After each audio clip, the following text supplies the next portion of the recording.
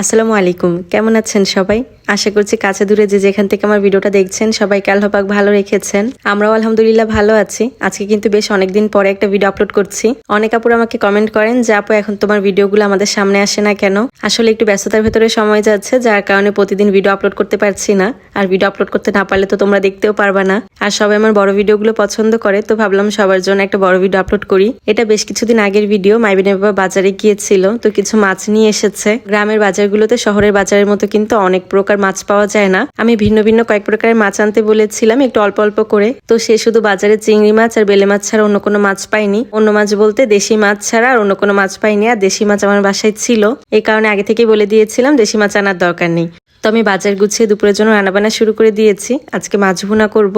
তো মাছ ভুনার জন্য আমি মশলাটা ভালো করে কষিয়ে নিয়েছি, আর এখন মাছগুলো দিয়ে দিচ্ছি। আজকে ব্রিগেড মাছের পেটিগুলো ভুনা করব। পেটিগুলো সাধারণত মাইবিন মাহিরার জন্যই রেখে দেওয়া হয়। মানে বাসায় যখন বড় মাছ আনা হয় আমি পেটিগুলো আলাদা করে রাখি, যাতে মাইবিন মাহিরাকে খাওয়াতে পারি। তবে ইদানিং মাইবিন মাংস ছাড়া আর কিছু খেতে চায় না, শুধু চিকেন খেতে চায়। আমার মেয়েটা আবার লক্ষ্মী আছে, ও মাছ মাংস সবই খায়। তো পেটির মাছগুলো আমি আজকে ভুনা করে নিচ্ছি, যেহেতু মাহিরা একা পেটির মাছগুলো খেয়ে শেষ করতে পারবে না। তো আমার মাছ ভুনা করা কিন্তু শেষ। আর এখন আমি একটু শিং মাছের ঝোল রান্না করে নিব।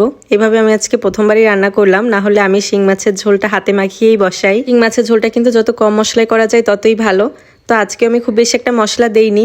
মশলার ভেতরে দিয়েছি একটু জিরা, একটু রসুন আর 2-3টার মতো শুকনো মরিচ। এগুলোই ব্লেন্ড করে দিয়ে দিয়েছি। আর এখন মাছের সাথে আলুটা দিয়ে কিছুক্ষণ কষিয়ে নিয়েছি।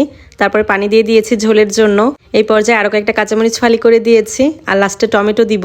ঢেকে কিছুক্ষণ রান্না করার পর যখন ঝোলের পানিতে বলক চলে এসেছে, আমি টমেটোগুলো দিয়ে দিয়েছি। আর লাস্টে আরেকটু পানি টানিয়ে কিছুটা ধনেপাতা দিয়ে আমার রান্নাটা শেষ করে ফেলেছি। আজকে দুপুরের জন্য এই 2টা আইটেমই করেছিলাম। আর মাইবিন মাহিরার জন্য তো আমার প্রতিদিন মাংস রান্না করতেই হয়, ওটা আর দেখালাম না। এর মাঝখানে ওরা আবার একটু বাজারে গিয়েছিল, মাইবিন মাহিরা দুইজনই। তো আসার পথে আবার এই মাছগুলো পছন্দ হয়েছে বলে নিয়ে চলে এসেছে। কই মাছগুলো বেশ বড় বড় সাইজেরই ছিল। বড় সাইজের কই মাছগুলো ভুনা করা হোক বা ভাপা করা হোক, দুটোই কিন্তু বেশ ভালো লাগে। আমিও ইনশাল্লাহ ওইভাবেই রান্না করব। তো রাতের বেলা হচ্ছে সবার জন্য একটু বিরিয়ানি রান্না করেছিলাম। আমার পেজে অনেক ভিডিওতে আগে পর অনেক বেশি বিরিয়ানি রেসিপি আছে, তো এই কারণে আজকে আর ফুল রেসিপিটা দেখালাম না। 1.5 কেজির মতো পোলাওয়ের চাল আর 2 কেজির মতো গরুর মাংস দিয়ে আমি বিরিয়ানিটা রান্না করেছি।